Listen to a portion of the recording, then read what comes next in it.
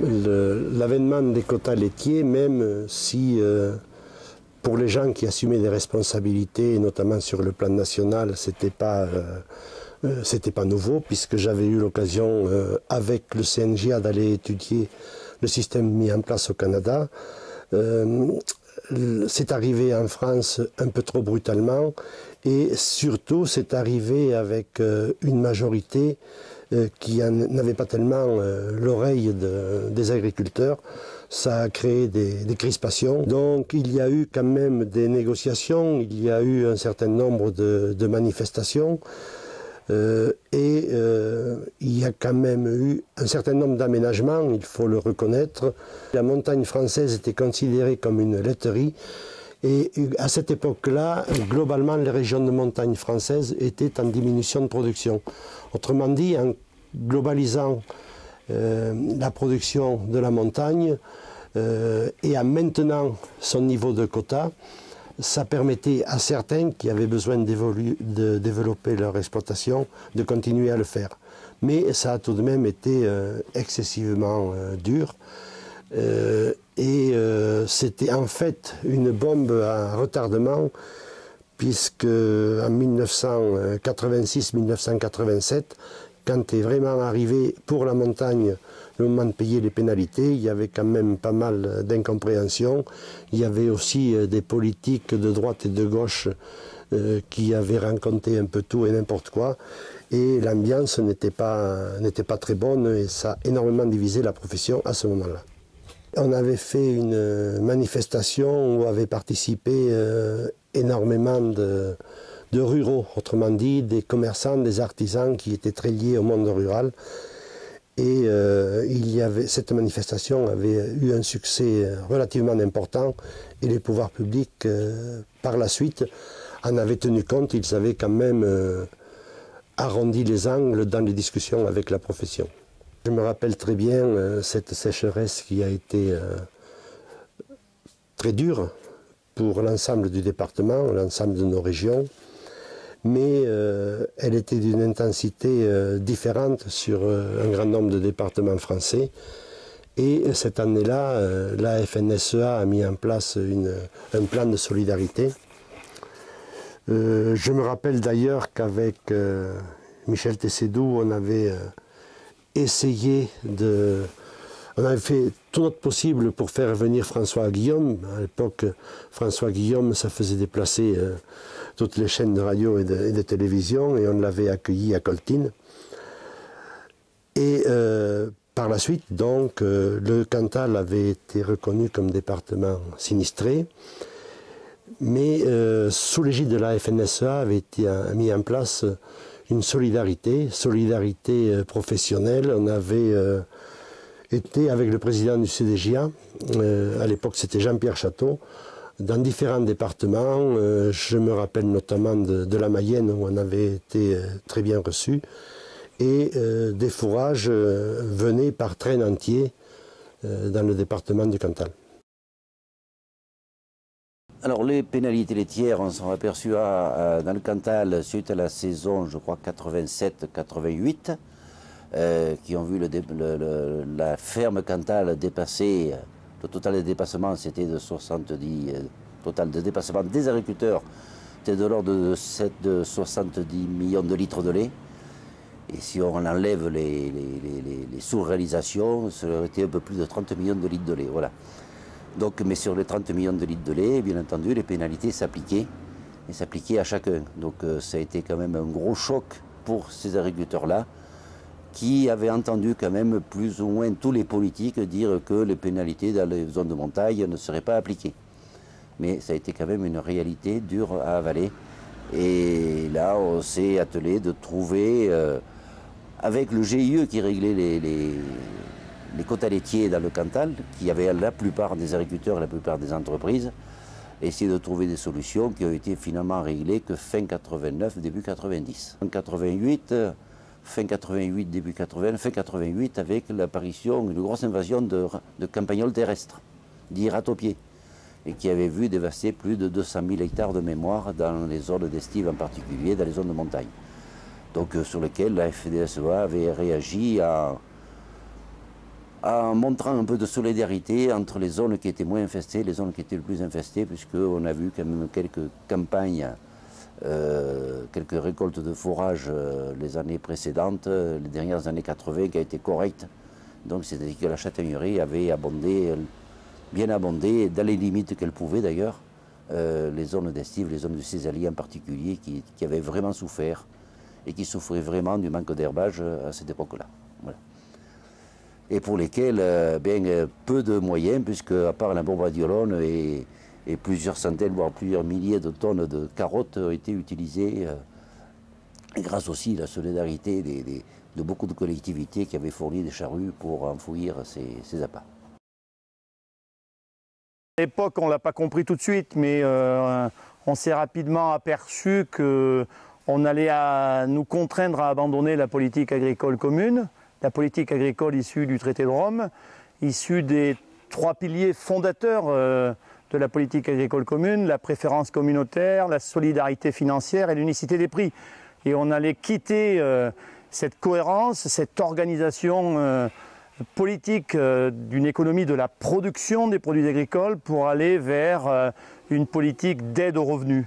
Une politique d'aide aux revenus qui permet de tenir la tête des agriculteurs au fil de l'eau et de réagir lorsqu'ils sont à la veille de se noyer, mais sans leur offrir de garanties en termes de capacité d'investissement, de stabilité des cours et de stabilité des revenus. Sauver l'essentiel à l'époque, en 92, ça a été pour nous de rattraper les 4,77% de quotas laitiers gelés par François Guillaume en 1986. Ça a été d'encourager les agriculteurs à faire le maximum de quotas de primes vaches allaitantes et bovins mâles, puisque nous sommes passés de 15 000 bovins traditionnels en carton percé à près de 50 000. Ça a été aussi de revendiquer et d'obtenir quelque chose qui n'était pas dans la politique agricole commune, qui a été à l'époque la prime à l'herbe.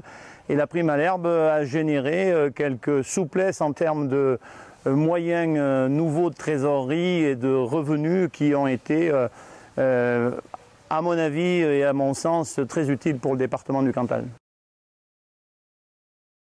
Les quotas laitiers nous avaient atteints dès 1983. 92, c'était la phase de mise en place des modalités de compensation de l'élevage bovin de la part de l'Europe qui, prenant modèle sur les États-Unis, avec leur compensation déjà existante, s'est senti obligé de nous l'imposer par le biais des compensations, et l'élevage y est rentré en 92 par la prime vache allaitante, qui a pris le département du Cantal plutôt en défaut par rapport à ses voisins et au berceau allaitant que vous connaissez et que vous avez constitué aujourd'hui, des races charolaises, limousines, aubrac, qui elles étaient déjà naturellement spécialisées en allaitant. Chez nous, au contraire, le système était imbriqué et il y avait 90 000 vaches allaitantes au milieu des troupeaux mixtes. Et l'Europe se faisait une interdiction de compensation aux vaches allaitantes lorsqu'elles cohabitaient avec des vaches laitières. Le combat du Cantal, ça a donc été d'obtenir et de les faire battre en retraite sur cette ligne, en faisant primer les 90 000 vaches allaitantes des troupeaux mixtes, plus celles qui étaient déjà spécialisées dans leurs troupeaux. La restauration des bovins mâles, ça a été aussi une lutte syndicale difficile et je crois que, pour employer des termes un peu propres à l'élevage et ne pas dire exactement les choses telles qu'elles se sont passées à haut niveau, ça a été des césariennes très douloureuses dans les hauts corps de l'administration agricole française. En ce sens que les modalités d'application de la PAC se déterminaient lors de sommets européens, et celui de 92 était dramatique pour la situation du Cantal des élevages d'altitude. À savoir que les veaux mâles étaient référençables à 10 mois, et ce qui est incompatible dans le cycle d'élevage cantalien, et en particulier pour les jeunes veaux lorsque les neiges arrivent et où les seules places allaitables à l'époque était pour les mères allaitantes. Il a donc fallu beaucoup de persuasion, beaucoup de mobilisation syndicale pour obtenir les aménagements, mais on a fait les césariennes, les veaux sont nés vivants, et voilà, aujourd'hui encore, les exploitations bénéficient de cette victoire syndicale, et leur niveau de compensation en est conforté. J'espère que les jeunes syndicalistes et les adhérents ne l'oublient pas. Tous les enjeux sanitaires sont importants pour l'élevage. Aujourd'hui, la qualité sanitaire est même une frontière et on l'avait dénoncé comme telle à l'époque. Mais la brucellose avait un caractère particulier, c'est qu'elle était transmissible à l'homme. En tant que telle, c'était quelque chose de très dangereux à faire cohabiter entre homme et animal, surtout pour les éleveurs, les premiers atteints. Et ensuite, le Cantal, par sa spécificité, qui n'est pas à la charge des agriculteurs qui le pratiquent, mais en mélangeant les animaux sur les territoires d'estive, et c'était à l'époque recensé à hauteur de 150 000 animaux qui se remélangeaient tous les ans provenant de tous les étables, c'était très, très difficile de se libérer de ce fléau de maladies contagieuses. On y est parvenu avec les efforts du Conseil général, avec le sacrifice des éleveurs qui abattaient 3000 vaches au titre de la brucellose par an, et j'ai eu le plaisir de signer l'arrêté avec mes collègues et le préfet de l'époque et le directeur des services vétérinaires, la reconnaissance du département du Cantal au regard de l'éradication de la brucellose. La crise de la vache folle, tout le monde l'a en mémoire aujourd'hui. Malheureusement, c'était un événement qui couvait depuis longtemps, puisque l'utilisation de farine animale dans l'alimentation du bovin à l'époque avait amené une certaine dérive. Et il a fallu effectivement mettre en place tous les systèmes de traçabilité. C'est surtout Alain Mathieu qui avait beaucoup travaillé là-dessus avec l'Ofival à l'époque, puisqu'il siégeait aussi à l'Ofival, pour essayer de tracer les animaux qui étaient élevés dans le Cantal, qui eux étaient essentiellement élevés à l'herbe. Donc on était là, j'allais dire presque au début de tout ce qui est traçabilité, politique qualité, charte qualité. Je me rappelle, on a signé une charte avec les fabricants d'aliments industriels. Voilà, c'était un gros chantier. Il y avait un décalage et surtout une espèce de collision qui se produisait entre deux systèmes de production. L'un qui est très industrialisé et l'autre qui est un système beaucoup plus extensif. Le Cantal, en règle générale, c'est de l'élevage extensif. Ça reste encore de l'élevage extensif malgré tout. Et donc c'est un peu le choc de ces deux agricultures, si on peut dire, qui se sont télescopées. La seule façon de répondre à ça a été de communiquer sur les produits qu'on faisait dans le Cantal. Avoir une politique de produits, c'est un combat qui m'est cher. Savoir se différencier, c'était tout le travail que nous avons eu à faire au sein de la FDSEA. Et c'est pour ça qu'on a signé des chartes de qualité avec des fournisseurs d'aliments industriels pour leur dire, regardez, nous, on n'a patte blanche. Lorsque un matin, on s'est réveillé avec les vaches dans l'étable où on disait elles sont impropres à la consommation parce qu'entre guillemets certains ont fait manger des farines animales à des bovins, alors que nous, dans le Cantal, ce n'était pas le cas. Ça a été très mal vécu à l'époque. Donc alors j'ai plus souvenir de toutes les aides qu'on a été chercher forcément, puisque pendant de nombreux mois ça a été la chute des cours. On s'est retrouvé dans une situation impossible. Donc il a fallu aller chercher les finances, Conseil général, Ofival à l'époque, maintenant France Agrimaire, voire Bruxelles. Donc tout ça a été un combat très dur et très mal vécu par le monde paysan cantalien. On avait créé Synergie 15, qui était une structure un petit peu d'influence sur les décideurs cantaliens, avec notamment une grande conférence de presse au sommet du du plan du Cantal pour défendre les couleurs du Cantal, sur la problématique du tunnel du Lioran qui était à l'époque à financer et qui risquait de saigner les finances publiques du Cantal. Le Conseil général était très sensible là-dessus, je me rappelle, on avait combattu dans le cadre de Synergie 15 et croyez-moi, ça pesait énormément ce combat qui était un combat un peu transversal, interprofessionnel si je puis dire. Avec une année très particulière, une année d'une sécheresse phénoménale, comme on considère qu'il ne peut y en arriver qu'une fois tous les 50 ans. Alors quand on voit 2011 et quand on voit ce qui se passe de plus en plus souvent, on se dit que c'est peut-être malheureusement, il va falloir s'y habituer, mais la sécheresse 2003 a été particulièrement difficile et ça a été à partir de là un engagement au sein de la FDSEA et en particulier de l'association Solidarité Cantal. Il fallait mettre en relation donc, un besoin de fourrage dans le département du Cantal et une offre de fourrage qui n'était pas suffisante en France. Donc le département du Cantal avait trouvé de la paille dans la Somme, dans l'Aisne et dans d'autres départements français, mais également un tonnage très important de paille et de luzerne en Espagne. Avec une très grosse problématique à ce moment-là, et qui aujourd'hui malheureusement ne change pas avec l'enclavement du département du Cantal, c'est le fait que les transporteurs ne souhaitaient pas venir en priorité dans le département du Cantal. Et arrivé au début du mois de septembre, nous n'avions toujours pas pu commencer à remplir notre contrat vis-à-vis de la demande de des membres de Solidarité Cantal. Donc à partir de là, il y a eu un travail énorme qui a été réalisé. On alertait les pouvoirs publics, le ministère. Malheureusement, les transports dans le Cantal ne venaient pas. Et ce qui a permis de décoincer le problème du transport, c'est la FDSEA de la Mayenne qui nous avait réuni du foin, du fourrage, qui avait même retravaillé des balles rondes en bottes carrées.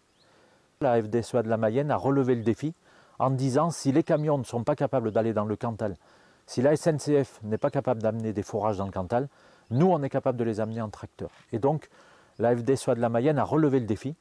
5 jours de trajet pour rejoindre le département de la Mayenne et le canton de Ruine-en-Margeride dans le département du Cantal. Mais le défi a été relevé avec une reprise médiatique au niveau national.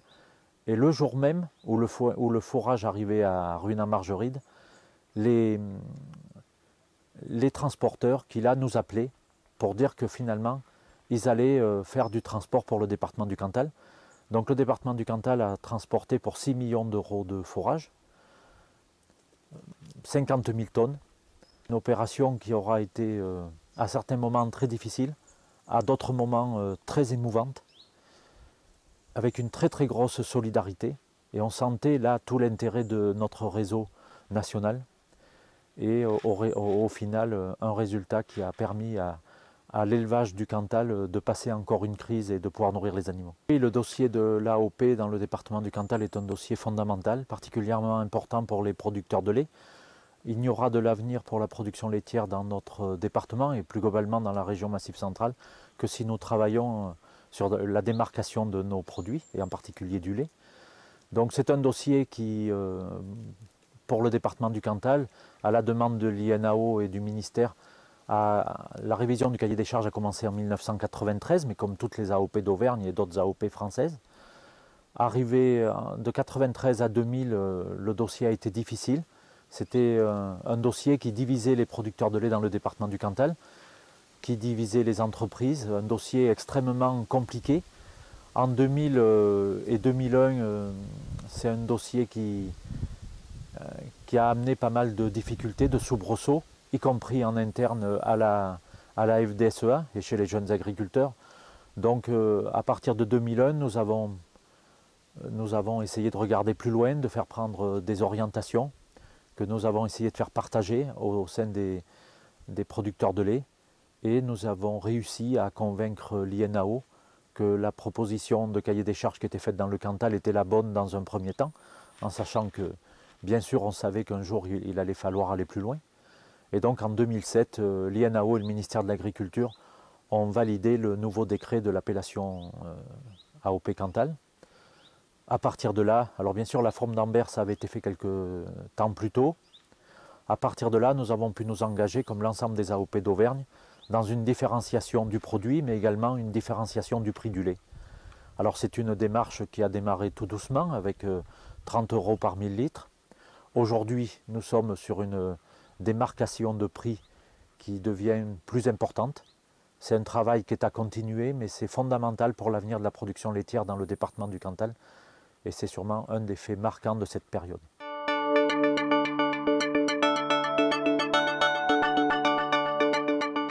Il y a toujours un fossé entre la compréhension des enjeux qu'ont les dirigeants agricoles et ceux qui sont chargés de représenter, et qu'ils représentent et qu'ils défendent d'ailleurs. Et ce fossé peut conduire à des incompréhensions, mais en général, les responsables agricoles, de par leur culture, de par leur engagement, essayent toujours de bâtir des solutions qui permettent de sauver l'essentiel et de préserver l'avenir. Il est absolument nécessaire de faire prendre en compte au pouvoir public, qu'il soit français ou européen, qu'il y a du raisonnable à faire et non pas de l'impossible à obtenir. Plus que jamais, le Cantal doit se positionner, à mon sens, mais ça, les générations qui arrivent en décideront, sur des politiques qualité qui sont la seule planche de salut. Ce qui va se passer avec l'abandon des quotas laitiers pourrait être dramatique au monde paysan. Si le Cantal sait rebondir avec ses politiques d'AOP, c'est une planche de salut, c'est une direction. Les producteurs de porc vivent de plein fouet le libéralisme à outrance. Les producteurs de lait, s'ils n'y prennent pas garde, vont vivre la même chose s'ils ne se sont pas armés. Et seul le syndicalisme peut porter ce message-là et dire à la coopération, dire ben voilà, il faut aller dans ce sens-là. La FDSEA est là pour tenter de résoudre les problèmes qu'il y a sur les exploitations agricoles. Ça, c'est un point fondamental. La FDSEA est au service des agriculteurs. Alors d'abord des adhérents de la FDSEA, mais tout le monde compte sur la FDSEA dans le Cantal, et ailleurs d'ailleurs. Ça, c'est une première chose. Donc il faut toujours être conscient que la FDSEA doit toujours avoir les mains dans le cambouis et doit toujours travailler pour régler les problèmes des agriculteurs. C'est assez difficile au niveau de la FNSEA de vouloir rassembler tout le monde. Il faudra peut-être qu'elle s'adapte et donner plus de pouvoir aux différents types de production. Nous devenons minoritaires dans cette société. Et nous ne ferons plus et nous ne déferons plus les prochaines échéances électorales de l'élection suprême à la présidence de la République. Donc nous avons besoin d'alliés, nous avons besoin d'ambassadeurs, nous avons besoin de gens qui prennent à leur compte notre difficulté et qui nous aident à relever les défis. Donc il faut aussi qu'on bâtisse une stratégie de la communication qui tient compte du fait de notre statut de minoritaire. Ça c'est compliqué, mais c'est un défi qu'on est capable de relever parce qu'il y a toujours assez d'intelligence dans nos terres. Notre société change de toute façon et le monde paysan n'y échappe pas. Nous venons de vivre sûrement des heures fastes où l'économie portait tout, était porteuse en tout cas. Du coup, on a eu tendance à se replier un peu sur soi, à jouer un peu en solo. Il n'y aura pas de salut en solo. À l'époque, on disait aux entreprises du Cantal d'abord, parce qu'elles n'étaient pas toujours partantes dans cette démarche, on leur disait vous allez devenir des entreprises à dimension nationale, internationale, qui n'ont rien à voir avec le périmètre géographique du département. Et vous avez besoin d'une identification de produits qui se rattache à une zone géographique. Aujourd'hui, la preuve est faite que nous avions raison, puisque les entreprises sont nationales ou internationales, et leurs résultats et leurs pratiques n'ont pas d'odeur. Elles laissent sur le chemin les pratiques des agriculteurs et la qualité de leurs produits. Elles font fi de tout ça. Il n'y a que le syndicalisme pour défendre encore près des exploitations et en connaissance de cause, en connaissance des produits, pour défendre un avenir sur cette situation. Il y a un défi encore plus important qu'il faut relever, c'est la capacité à reconquérir du pouvoir économique par la maîtrise commerciale de nos produits. Le vrai enjeu, c'est de vendre. Celui qui vend aujourd'hui, dans cette économie de la consommation, aura des marges. celui qui ne fait que produire subira les stratégies de pouvoir et de domination de ceux qui commercent. Donc l'enjeu, c'est de reconquérir le pouvoir par le commerce et par l'organisation collective. Quelques responsables au niveau départemental ou national ne peuvent rien faire sans un réseau fort. Et ça, c'est un travail récurrent qui est en permanence à remettre sur le travail. Toujours se préoccuper du réseau, c'est ce qui se fait actuellement, mais pour l'avenir, c'est quelque chose qui doit être conforté. Le lien avec les jeunes agriculteurs, la formation des futurs responsables et les jeunes agriculteurs qui doivent labourer le terrain, qui doivent préparer les responsables de demain. Voilà quelques pistes. Et puis ensuite, bâtir un syndicalisme et une FDSEA qui soit capable d'être présente partout, dans tous les lieux où il se prend des décisions. Alors on sait qu'en France, les lieux de décision, la taille des collectivités évoluent. Mais malgré tout, il faut et il faudra qu'en permanence, notre syndicalisme FDSEA et jeunes agriculteurs soit présent partout où il se prendra des décisions. Pour s'affranchir de la contrainte de faire allégeance au pouvoir de l'argent et de l'économie, il faut être formé, il faut être capable de bâtir des contre-pouvoirs économiques. Donc le syndicalisme doit aider des jeunes à être leaders dans des stratégies de conquête du pouvoir économique. Il faut faire particulièrement attention, mais il faut vivre avec son temps. Il est bien certain que la communication doit évoluer. Il y a des nouveaux outils qui existent, qu'il faut maîtriser, qui apportent un plus, mais il faut essayer d'apporter un plus et de maîtriser les inconvénients. On ne peut pas faire un repas de famille maintenant sans que mes petits-fils, ils attendent avant le dessert, ils pianotent déjà sur leur portable. Donc ça veut dire que cette communication, il faudra absolument que les organisations agricoles la mettent en place et l'adaptent pour communiquer avec leurs adhérents. Ce que j'ai pu remarquer pendant le mandat, c'est que bien souvent on agissait, on ne le faisait pas suffisamment savoir, ou pas assez vite, et que d'autres s'appropriaient facilement les victoires qu'on pouvait avoir. Donc il est important quand même que la FDSEA agisse, bien entendu, mais qu'elle le fasse savoir aussi, qu'elle fasse savoir ce qu'elle fait, où elle va, et quels sont les objectifs qu'elle a à atteindre, et de manière à ce que les agriculteurs puissent s'y retrouver dedans. Je voudrais lancer une alerte, surtout auprès des jeunes.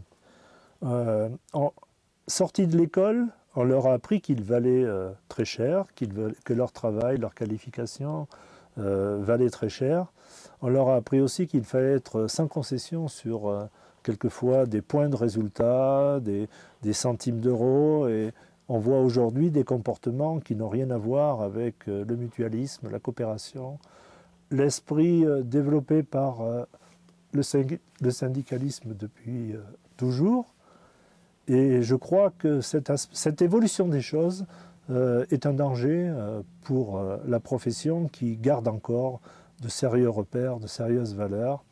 Et je crois en la jeunesse pour qu'elle les retrouve et qu'elle les pratique peut-être mieux que dans une phase où elle a cru qu'elle pouvait s'échapper à ces concepts du passé et qu'elle retrouve le chemin de la seule voie de sa sauvegarde.